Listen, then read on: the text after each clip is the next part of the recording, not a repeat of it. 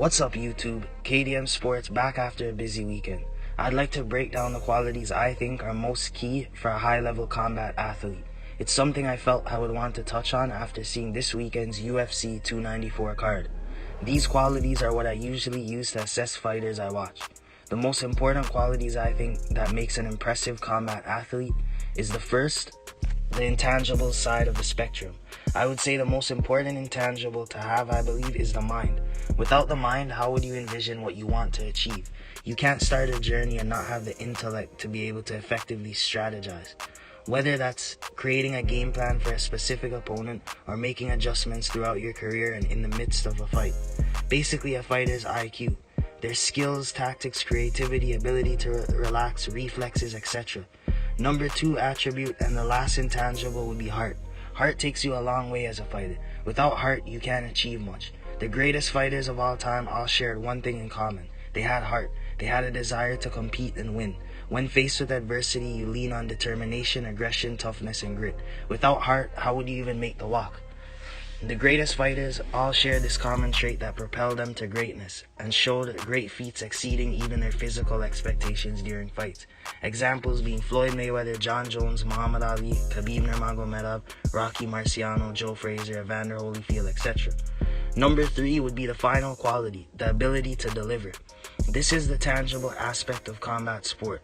Without your body and athletic build, you wouldn't be able to have the ability to produce things like strength, speed, mobility, durability, recovery, and also the ability to condition your aerobic and anaerobic, as well as the luxury of hitting the genetic lottery.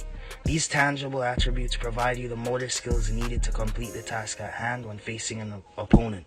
As you can see, these 3 main categories are all valuable when assessing a fighter. Yesterday was great examples of that at UFC 294. At the highest level, if you don't have one of these attributes in sync for you, it can affect your performance tremendously.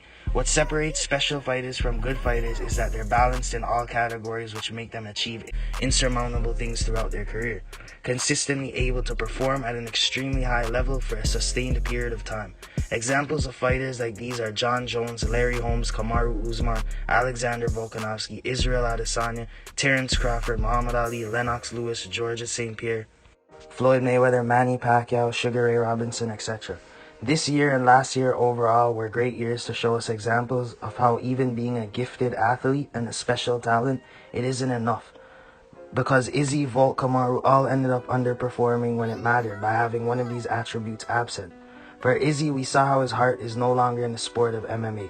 It affected him against an opponent that a lot of us thought on paper he should have had a considerable advantage. The intangibles is what we don't see, and it was clear that it wasn't the same as peak Izzy. His mind and heart were not in competition anymore, and it shows in his complacency in his recent outings.